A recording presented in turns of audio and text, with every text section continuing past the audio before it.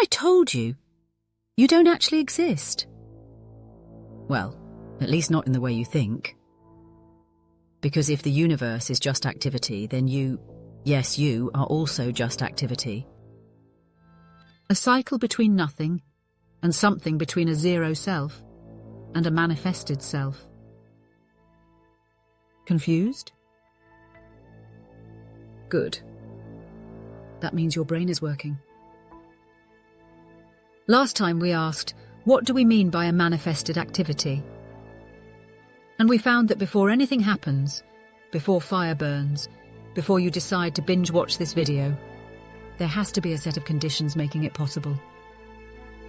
That's what we called zero activity, the perfect storm of conditions waiting to erupt into something. But when that something does emerge, when activity finally arises, what happens next?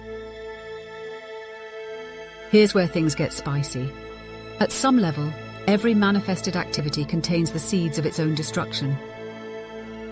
Fire doesn't just burn, it also consumes the logs that sustain it. Your excitement to start a new hobby is tempered by the many years of habit that did not include the time to practice.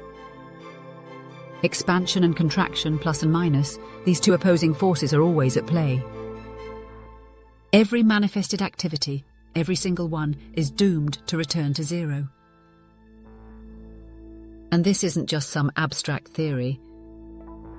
The Buddha talked about it over 2,000 years ago in the Anatalakkhana Sutta, Characteristics of the Not-Self.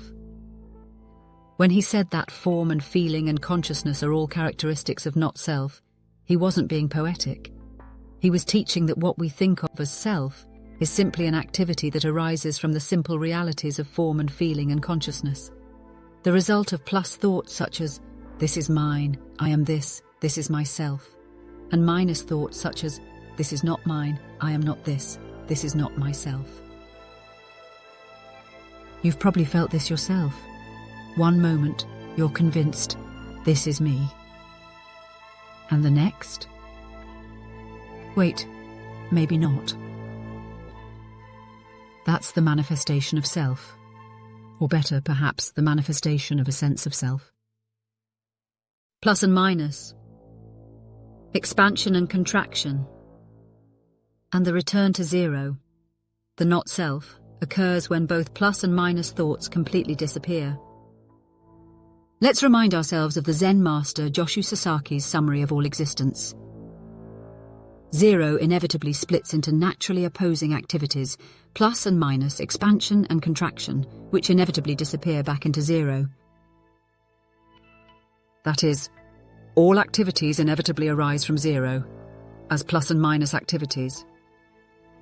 And all activities inevitably return to zero when those plus and minus activities cancel each other. You, me, this video. And finally, why this matters. First, with this expanded understanding of manifested activity, we now have a more fundamental explanation of impermanence.